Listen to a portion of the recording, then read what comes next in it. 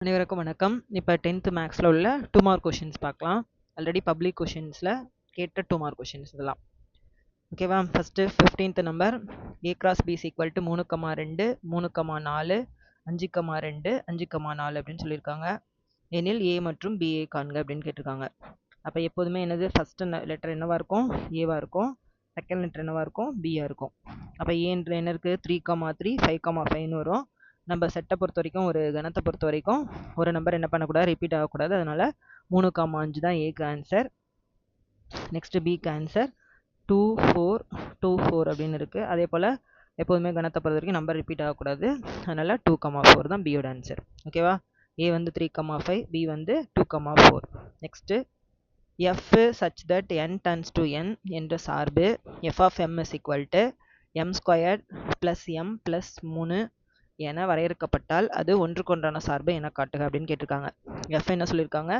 என்லேருந்து எண்ணுக்கு போகுதுன்னு சொல்லியிருக்காங்க. சார்பானது ஏழெண்கள்லேருந்து ஏழெண்களுக்கு போகுதுன்னு சொல்லியிருக்காங்க. அப்புறம் இந்த ஃபங்க்ஷன் மாதிரி அது இருக்குது அப்படின்னு சொல்லியிருக்காங்க. அப்போ நம்ம என்ன ப்ரூஃப் பண்ணணும்? ஒன்றுக்கொன்றான சார்பு என்ன ப்ரூஃப் பண்ணணும்னு சொல்லியிருக்காங்க. எப்போதுமே ஏழெண்கள்னால் என்ன இருக்கும்? 1 2 3 and so on தான் போயிட்டுருக்கோம். அதனால் இதுவும் ஏழெண்கள் தான், இதுவும் ஏழெண்கள் தான், இதுவும் ஏழெண்கள் தான். ஃபஸ்ட்டு நான் எம்முக்கு என்ன பண்ணுறேன்? மதிப்பு 1ன்னு பிரதியிடுறேன். அப்போ எம் என்ன ஆகும்? அப்போ எம்முக்கு பதிலாக நான் என்ன பிரதியிடுவேன்?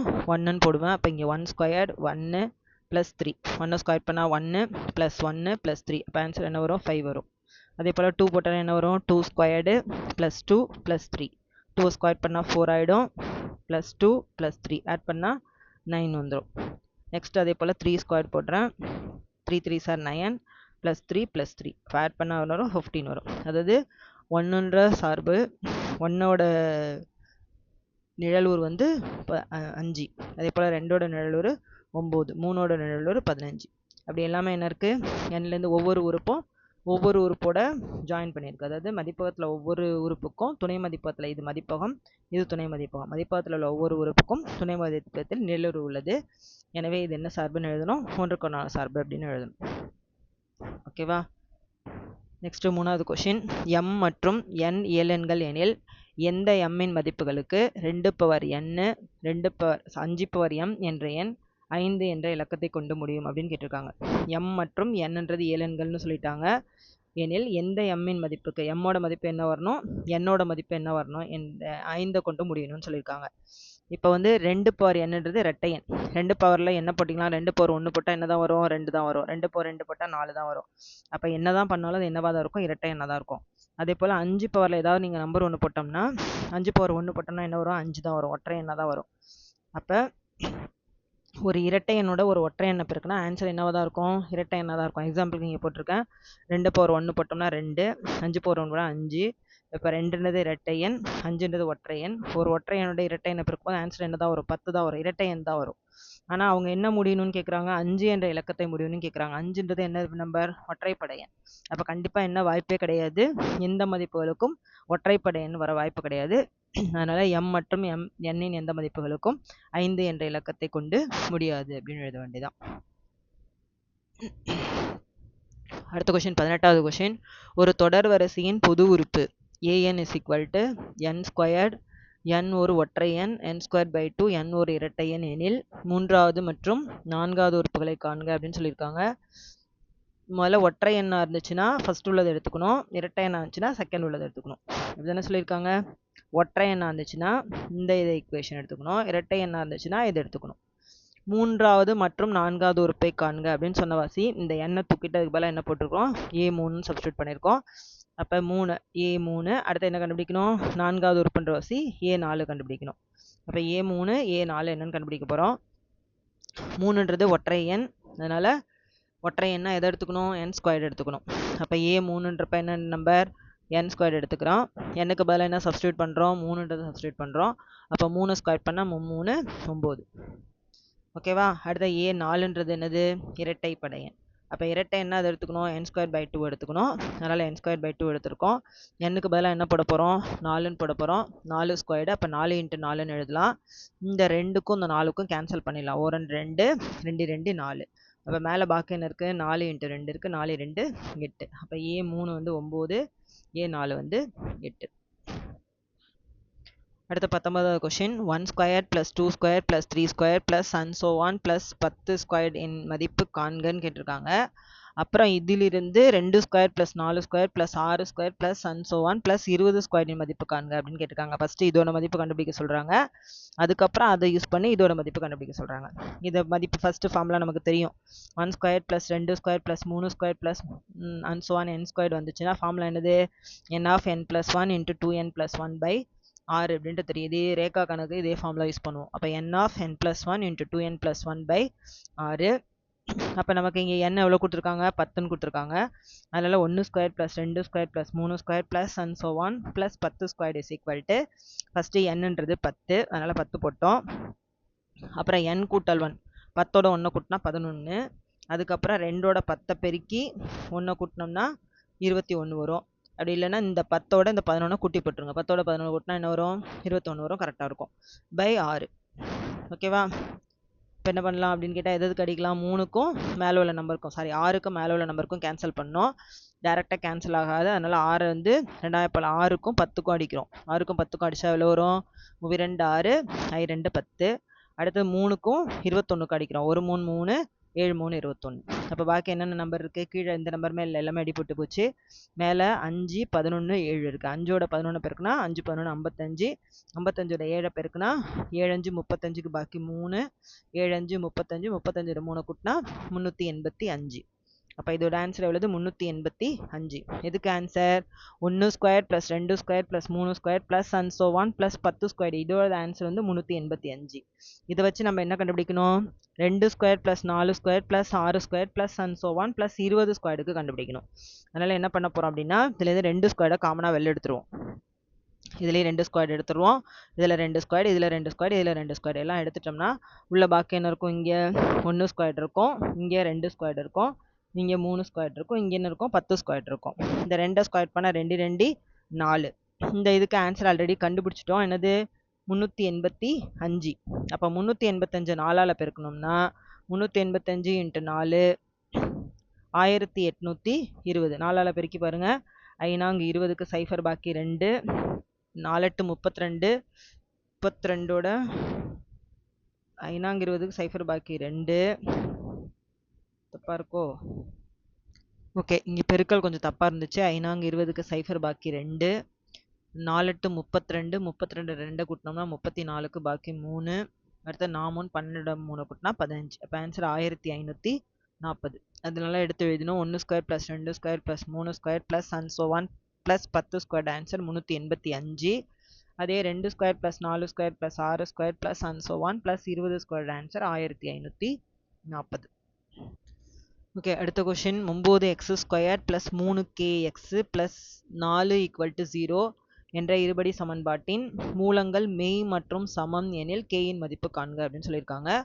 ஒரு இருபடி சமன்பாடு கொடுத்துருக்காங்க. இது வந்து ஒரு இருபடி சமன்பாடு. 9x square plus 3kx plus 4 = 0ன்றது ஒரு இருபடி சமன்பாடு. மூலங்களோட தன்மையை அவங்க சொல்லிட்டாங்க. மூலங்கள் எப்படி இருக்கும்னு சொல்கிறாங்க? மெய் மற்றும் சமமாக இருக்கும். அப்படின்னா இந்த கேன்ற இடத்துல என்ன மதிப்பு வந்திருக்கும் அப்படின்னு கேட்குறாங்க.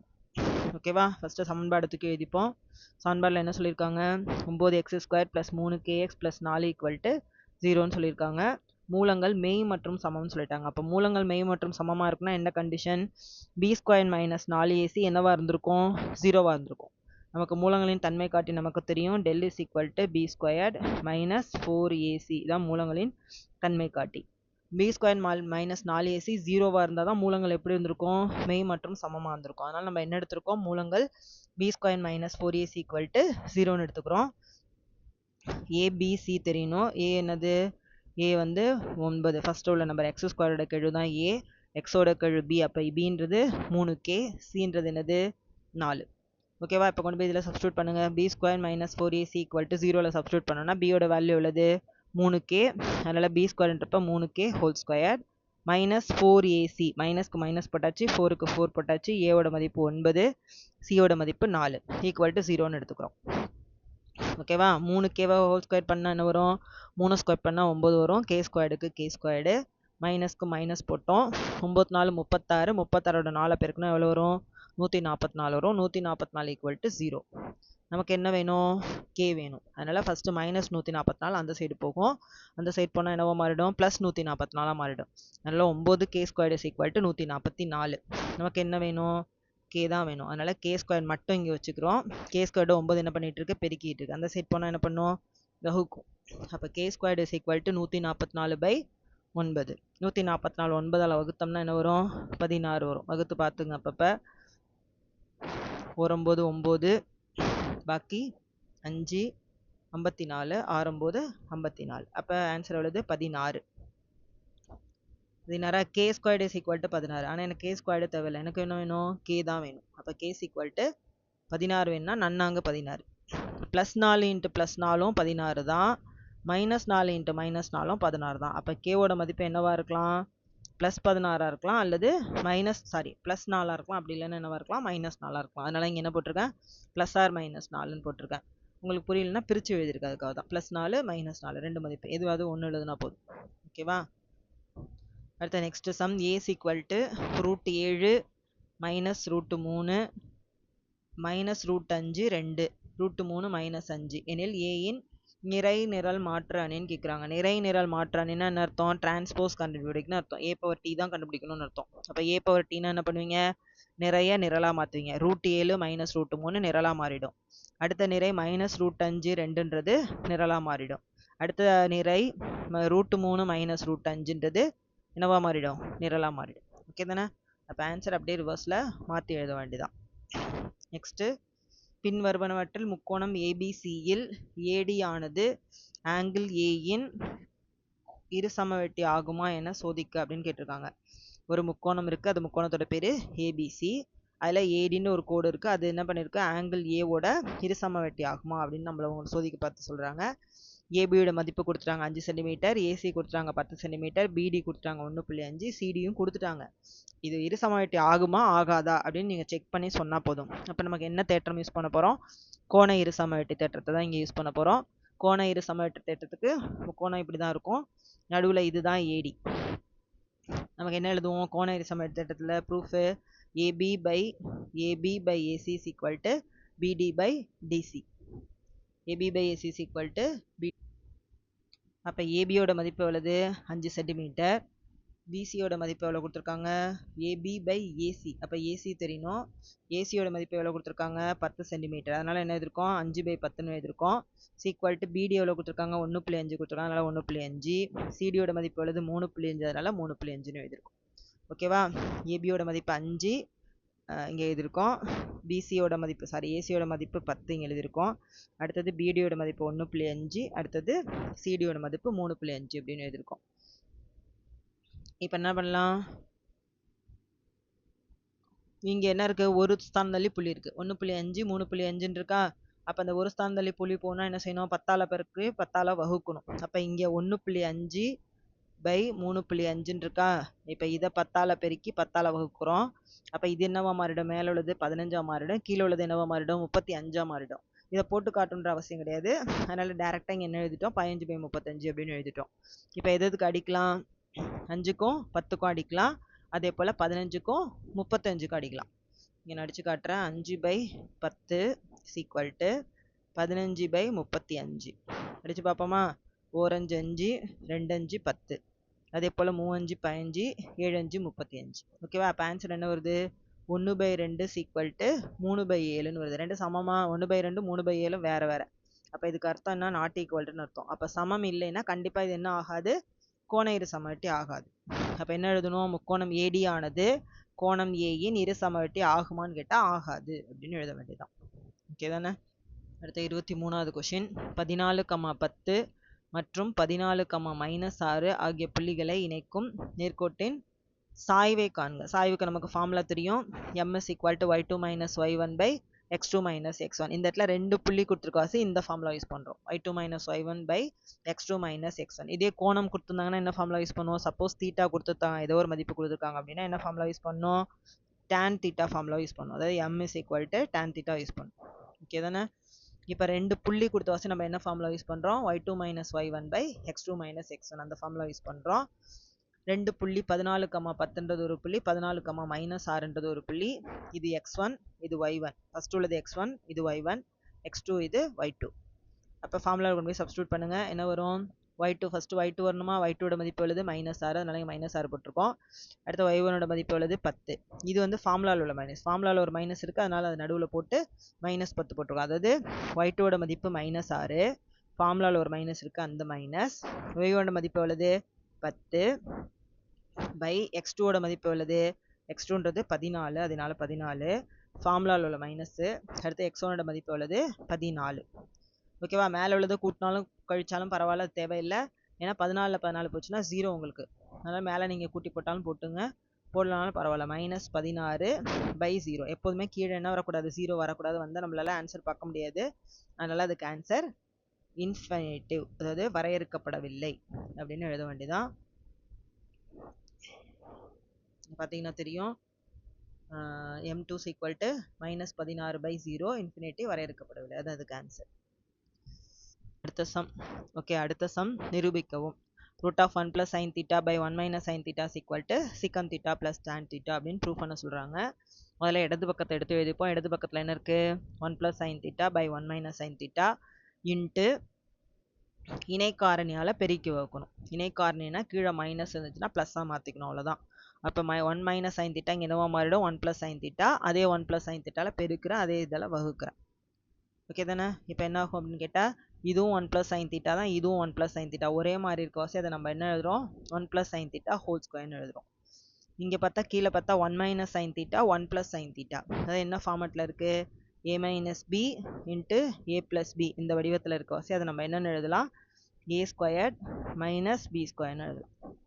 ஓகே தானே? அதாவது ஃபர்ஸ்ட் நம்பரோட ஸ்கொயர் மைனஸ் ரெண்டாவது நம்பரோட ஸ்கொயர், அதான் இதில் இருக்கும்.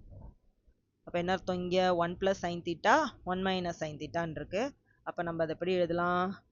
1² - sin² θன்னு எழுதலாம். 1 ஸ்கொயர் பண்ணால் எப்போதும் என்ன தான் வரும்? 1 தான் வரும். அப்போ 1 - sin² θ. அப்போ அதுக்கு பதிலாக என்ன எழுதலாம்? 1 - sin² θன்னு எழுதலாம். 1 - sin² θக்கு நமக்கு ஃபார்முலா தெரியும், என்னது? cos² θ. அப்போ இங்கே ஒரு ஸ்கொயர் இருக்குது, இதில் ஒரு ஸ்கொயர் இருக்குது, இதில் ஒரு ஸ்கொயர் இருக்குது, மொத்தமாக ஸ்கொயர்டாக மாறிடும்.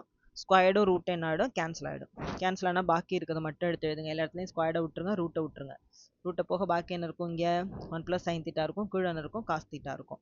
இந்த cos θ இதுக்கும் உண்டு, அதாவது மேலே உள்ள ஒன்றுக்கும் உண்டு, sin θக்கும் உண்டு. அதனால் ரெண்டுத்தையும் பிரித்து எழுதுகிறோம். அப்போ 1/cos θ + sin θ / cos θ. 1/cos θோட ஃபார்முலா என்னது? sec θ. sin θ / cos θோட ஃபார்முலா tan θ. ஓகே தானே? அப்போ RHS வந்துருச்சு, அதாவது வலது பக்கம் வந்துட்டு. அதனால் நிரூபிக்கப்பட்டது அப்படின்னு எழுத வேண்டியதான். சம்ம எழுதி லாஸ்ட்டாக நிரூபிக்கப்பட்டது அப்படின்னு எழுத வேண்டியதான். அடுத்த சம், ஒரு கோளத்தின் புறப்பரப்பு 154 சதுர மீட்டர் எனில் அதன் விட்டம் காண்க அப்படின்னு சொல்லியிருக்காங்க. கோளத்தின் புறப்பரப்பு கொடுத்துருக்காங்க. புறப்பரப்பு ஃபார்முலா முதல்ல நமக்கு தெரியணும். கோளத்தின் புறப்பரப்பு ஃபார்முலா என்னது? கொடுத்துட்டாங்க புறப்பரப்பை. கோளத்தின் புறப்பரப்பை அவங்க கேட்கல, கொடுத்துட்டாங்க. கொடுத்துட்டு விட்டம் கேட்குறாங்க. புறப்பரப்பு எழுது 154 சதுர மீட்டர். முதல்ல கோளத்தின் புறப்பரப்பு ஃபார்முலா மனப்பாடம் பண்ணி வச்சிங்க. 4πr². அப்போ 4πr² கொடுத்த வாசி நம்ம என்ன எடுத்துக்கணும்? 4πr² = 154ன்னு எடுத்துக்கணும். அப்போ 4க்கு 4, பையோட மதிப்பு 22/7 இன்ட்டு r² = 154. இதை பிரித்து எழுதியிருக்கோம், அவ்வளோதான். 4க்கு 4 போட்டாச்சு, பைக்கு மதிப்பு 22/7 இன்ட்டு r² = 154. எனக்கு என்ன வேணும்? r² வேணும். r கண்டுபிடிக்கிறதுக்கு ஃபஸ்ட்டு r² மட்டும் இங்கே வச்சுப்போம். அப்போ மீதியெல்லாம் அந்த சைடும் வலது பக்கம் போகுமா? வலது பக்கம் போக என்ன மாறும்? 4 வந்து அங்கே போனால் 1/4 மாறிக்கும். 22/7 அங்கே போச்சுன்னா என்னவா மாறும்? 7/22 மாறிக்கும். ஓகே தானே? அப்போ என்னென்ன இருக்குது? ஆல்ரெடி அங்கே ஒரு 154 இருக்குது, இது 1/4 மாறிடுச்சு. இது என்னவா மாறிடும்? 7/22 மாறிடும். 7/22 மாறிடுமா? இதுக்கப்புறம் எதுக்கு கேன்சல் பண்ணலாம் அப்படின்னு பார்த்தா, கண்டிப்பாக இது 11 அடிப்படும். 2 11 22. இதை 11 அடிச்சா 1 11 11, பாக்கி 4. அப்போ 4 11 44. திரும்ப இந்த 2க்கும் இந்த 14 அடிச்சா 7 2 14. அப்போ பாக்கி என்ன இருக்குது? மேலே 7 × 7ன்னு இருக்குது. பை கீழே 4 இருக்கா? இந்த 4 எப்படி பிரிக்கலாம்? 2 × 2ன்னு பிரிக்கலாம். அதாவது r² = 7 × 7 / 2 × 2. நமக்கு r தான் வேணும். அப்போ ஒரே ஒரு 7/2 எடுத்துட்டா வேலை முடிஞ்சிச்சு. அப்போ ஆரம் எவ்வளவு? 7/2. நம்மக்கிட்ட அவங்க ஆரம் கேட்கல, அவங்க கேட்குறது விட்டம். விட்டம் வேணும்னா ஆரத்தை எதால் பெருக்கணும்? 2ஆல் பெருக்குனா என்னவா மாறிடும்? அது விட்டமாக மாறிடும். அதனால் என்ன பண்ண போகிறோம்? ஆரம் எவ்வளோ கண்டுபிடிச்சி வச்சுருக்கோம்? 7/2. அதை விட்டமாக மாற்றுறதுக்கு எதால் பெருக்குனா போதும்?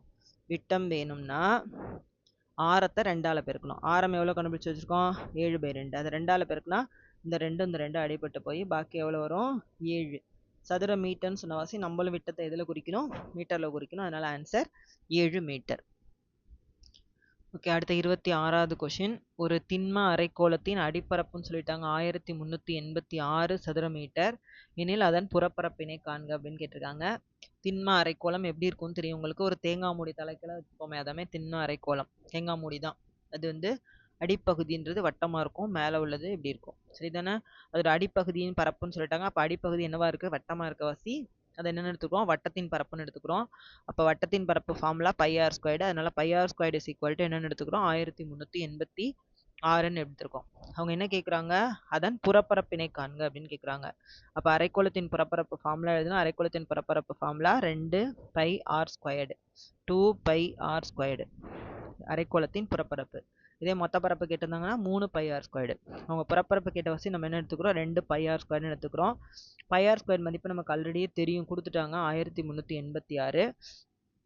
அதனால் 2க்கு 2 πr² மதிப்பு எவ்வளவு? 1386. 1386 2ஆல் பெருக்குனா போதும். 6 2 12க்கு 2 பாக்கி 1. 8 2 16க்கு 16ஓட 1 கூட்டினா 17 பாக்கி 1. 2 6 1 7 4 2 2. அப்போ ஆன்சர் எவ்வளவு? 2772. புறப்பரப்பு அரப்புனாவே என்ன செய்யணும்? சதுரன்ற வார்த்தையை சேர்த்துக்கணும். சதுர மீட்டர் தான் அதோட ஆன்சர். நெக்ஸ்ட் கொஷின், 27வது கொஷின். கீழ்காணும் தரவுகளுக்கு வீச்சு மற்றும் வீச்சு கெழுவை காண்க அப்படின்னு சொல்லிட்டு நிறைய டேட்டாஸ் தரவுகள் கொடுத்துருக்காங்க. 63, 89, 98, 125, 79, 108, 117, 68 அப்படின்னு கொடுத்துருக்காங்க. இதுக்கு வீச்சு வீச்சுக்கெழு கேட்குறாங்க.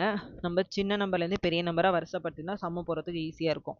இந்த நம்பர் எந்த நம்பரும் மிஸ் ஆகாது. அதனால் ஃபஸ்ட்டு சின்ன நம்பர் 63, அடுத்த நம்பர் 68, 79, 89, 98, 108, 117, 125 ஏறு வரிசையில் எழுதி வச்சுருக்கோம். ஓகேவா? கவுண்ட் பண்ணி பார்த்துங்க கரெக்டாக நம்பர் இருக்கான்னு. 1 2 3 4 5 6 7 8 நம்பர் இருக்குது. நம்மளும் இங்கே 8 நம்பர் கரெக்டாக எழுதிருக்கோமான்னு செக் பண்ணிக்கணும். ஃபஸ்ட்டு கண்டுபிடிக்க வேண்டியது வீச்சு. வீச்சோட ஃபார்முலா என்னது? L - S. அதாவது largest number minus smallest number. பெரிய நம்பர்லேருந்து சின்ன நம்பர் மைனஸ் பண்ணோம். அப்போ 125ல் 63 போச்சுன்னா பாக்கி எவ்வளவு? 62. இங்கே மைனஸ் பண்ணி போட்டிருக்கேன். 5ல் 3 போச்சுன்னா 2, 12ல் 6 போச்சுன்னா 6. அப்போ 125ல் 63 போச்சுன்னா பாக்கி எவ்வளவு? 62. அடுத்த வீச்சுக்கெழு கேட்டிருக்காங்க. வீச்சுக்கெழு formula L - S by L plus S. அப்போ L - S ஆல்ரெடி நம்ம கண்டுபிடிச்சிட்டோம் 62. L plus Sனா ரெண்டுத்தையும் கூட்ட வேண்டியது. 5 3 கூட்டினா 8, 12 6 கூட்டினா 18. அப்போ ஆன்சர் என்ன வரும்? 62/188 வரும். அப்போ 62/188 ரெண்டாம் படல அடிக்கலாம். அப்போ 2 6, 4 2, இங்கே 9 2 18, 4 2 8. 31/94 வருதா? 31 எதால் வகுக்கணும்? 94ஆல் வகுக்கணும். 31 94ஆல் வகுத்தோம்னா 31 94ஆல் வகுக்கிறோம். 31ல் 94 அடங்காது. நல்லா ஃபஸ்ட்டு ஒரு புள்ளி வச்சுட்டு ஒரு 0 சேர்த்துக்கிறோம். 310ல் 94 எத்தனை தடவை இருக்குன்னு பார்த்தா நம்மளா போட்டு பார்க்க வேண்டியதான். 3 தடவை இருக்குன்னு வச்சுப்போம். அப்போ 3ஓட 4 பெருக்குங்க. 3 12க்கு 2 பாக்கி 1. 9ஓட 3 பெருக்கு 9 3 27 1 20 9 3 27 1 28. 3 12க்கு 2 பாக்கி 1. 9 3 27 1 28. 10ல் 2 போச்சுன்னா 8. இங்கே 9ல் 8 போச்சுன்னா ஓகே 3 தடவை அடங்குன்னு பார்த்தோன்னா 3 12க்கு 2 பாக்கி 1. 9 3 27 1 28. இப்போ இங்கே கடை வாங்கினா இது என்ன ஆகிடும்? 10 ஆகிடும். இது என்னவாயிடும்? 0 ஆகிடும். அப்போ இங்கே 10ல் 2 போச்சுன்னா பாக்கி எவ்வளவு? 8. இங்கே 0 இருக்காசி இங்கே கடை வாங்குவோம். இப்போ 10ல் 8 போச்சுன்னா பாக்கி 2. 28 ஆகிடுமா? 28 94 அடங்காது. அதனால் என்ன பண்ணிக்கலாம்? ஆல்ரெடி இங்கே புள்ளி இருக்குது. அதனால் நம்ம இங்கே 0 சேர்த்தா போதும். இப்போ எத்தனை தடவை இருக்குன்னு பார்த்தா 3 தடவை போட்டு பார்ப்போம். 3 12க்கு 2 பாக்கி 1. 9 27 1 28 கூட வருது. 282 வருது. அதனால் எத்தனை டைம்ஸ் தான் இருக்கும்? 2 டைம்ஸ் இருக்கும். அதனால் மாற்றிப்போம். இங்கே 2 போடுங்க. அப்போ 4 2 8 92 18. 10ல் 8 போச்சுன்னா பாக்கி 2. இங்கே வந்து ஒன்று கடன் கொடுத்துட்டேன். அப்போ இங்கே என்ன இருக்கும்? 7 தான் இருக்கும். இங்கே என்னவா இருக்கும் 10 இருக்கும். அப்போ இங்கே 7ன்றப்ப இங்கேருந்து ஒன்று கடை வாங்கினா இது 17 மாறிடும். 17ல் 8 போச்சுன்னா பாக்கி எவ்வளவு 9. 920 ஆயிடுமா? கண்டிப்பாக 9 இருக்க வாய்ப்பு இருக்குது. அப்போ 9 36 பாக்கி 3 9 9 27 3 9 9 81 81ஓட 3 கூட்டினா 84. இது நமக்கு தேவையில்லை. அப்போ ஆன்சர் 0.329. 0.329. இந்த 9ன்றது 5க்கு மேலே இருந்துச்சுன்னா என்ன பண்ணிடலாம்? 5 அல்லது 5க்கு மேலே இருந்துச்சுன்னா இதில் ஒரு 1 வச்சு கூட்டிக்கலாம். அப்படி தானே நமக்கு தெரியும்ல இது. ஒரு 1 வச்சு இதில் கூட்டிக்கலாம். அப்போ ஆன்சர் என்ன வரும்? 0.33ன்னு வந்துடும். அப்போ இதுக்கு ஆன்சர் என்னது? 0.33. வீச்சு கெழுவுக்கு ஆன்சர் 0.33. அடுத்த கொஸ்டின், ஒரு உள்ளீடற்ற உருளையின் உயரம் உட்புற மற்ற வெளிப்புற ஆரங்கள் முறையே 9 சென்டிமீட்டர் 3 சென்டிமீட்டர் மற்றும் 5 சென்டிமீட்டர் ஆகும். உருளையை உருவாக்க தேவைப்படும் இரும்பின் கன அளவை காண்க அப்படின்னு கேட்டிருக்காங்க. உள்ளீடற்ற உருளைன்னு சொல்லிட்டாங்க. உள்ளீடற்ற உருளையின் கன அளவு முதல்ல ஃபார்முலா நமக்கு தெரியணும். கன அளவு ஃபார்முலா என்னது? உள்ளீடற்ற உருளைக்கு உருளையின் கன அளவு ஃபார்முலா 1/3. உருளையின் கன அளவு ஃபார்முலா πr²h. நமக்கு அவனா உருளீடற்ற உருளை அப்படின்னு சொன்ன வாசி 2 ஆரம் இருக்க போகுது. உள்ளீடற்ற உருளைன்னா எப்படி இருக்கும்? இப்படி இருக்கும். அதாவது ஒரு டியூப் மாதிரி இருக்கும். இதான் உள்ளீடற்ற உருளை. ஓகே தானே? அப்போ 2 ஆரம் இருக்கும். இங்கே சின்ன ஆரம் இருக்கும். இதுலேருந்து இது வரைக்கும் பெரிய ஆரம் இருக்கும். அதனால என்ன பண்ண போகிறோம்? ஃபார்முலா பை இன்ட்டு πr²h 2 ஆரமாக பிரிக்க வேண்டியதான். Pi into r² - r² into h. இதான் உள்ளீடற்ற உருளையின் கன அளவு ஃபார்முலா. நமக்கு ஆரம் தெரியும், உயரம் கொடுத்துட்டாங்க, சின்ன ஆரமும் கொடுத்துட்டாங்க. வெளிப்புற ஆரம் பெரிய ஆறுன்னு எடுத்துக்கணும், உள்புற ஆரத்தை சின்ன ஆறுன்னு எடுத்துக்கணும், உயரத்தை ஹச்சுன்னு எடுத்துக்க போகிறோம். பெரிய ஆரம் உயரம் எவ்வளோ கொடுத்துருக்காங்க? 9 சென்டிமீட்டர். ஸ்மால் ஆர் வந்து 3 சென்டிமீட்டர். கேபிட்டல் ஆர் வந்து 5 சென்டிமீட்டர். அப்போ கொண்டு போய் ஃபார்முலா போய் சப்ஸ்டியூட் பண்ண என்ன ஆகும்? பைக்கு மதிப்பு 22/7. r²ன்றப்ப என்ன எழுதுறாங்க? Pi into r² - r² into h. ஓகேவா? பைக்கு மதிப்பு எழுது 22/7. பெரிய ஆரத்தோட ஸ்கொயர் எவ்வளவு? 5² மைனஸ் சின்ன ஆரத்தோட ஸ்கொயர் எவ்வளவு? 3². h எவ்வளவு? 9. ஓகே தானே? இப்போ என்ன ஆகும்? 22/7 அப்படியே இருக்கும். 5 ஸ்கொயர் பண்ண என்னவா மாறிடும்? 25 மாறிடும். 3 9. இந்த 9க்கு அப்படியே 9 தூக்கி போட்டுக்க வேண்டியதான். 25ல் 9 போச்சுன்னா பாக்கி 16. அப்போ என்ன வரும்? 22/7 இன்ட்டு 16 இன்ட்டு 9. 22/7 16ஆல் பெருக்கி 9ஆல் பெருக்கி போட வேண்டியதான். அப்போ ஃபஸ்ட்டு என்ன, எதுக்கும் கேன்சல் ஆகாது. அதனால் எதை பெருக்கிருக்கோம்? 22ஓட 16 பெருக்கிறோம். 16ஓட 9 பெருக்கினா என்ன வருது? 144. 144 22 பெருக்கினா எவ்வளோ வருது? 3168 வருது. அப்போ 3168 எதால் வகுக்கணும்? 7ஆல் வகுக்கணும். 7ஆல் வகுத்தா இந்த போட்டிருக்கேன் 452.5 வருது. நீங்கள் வகுத்து பார்த்துங்க. நான் 3168 7ஆல் வகுத்து பாருங்கள். 452.5 தான் என்னது? உருளையோட உள்ளீடற்ற உருளையின் கன அளவு. அப்போ இரும்பின் கன அளவு அவங்க கேட்டிருக்காங்க. அப்போ இரும்பின் கன அளவு 452.5 கனமீட்டர். இது வந்து ஒரு பப்ளிக் கொஷின் பேப்பரில் உள்ள 2 மார்க் எல்லாமே. அடுத்த கொஷினை வந்து அடுத்த வீடியோவில் பார்க்கலாம். நன்றி.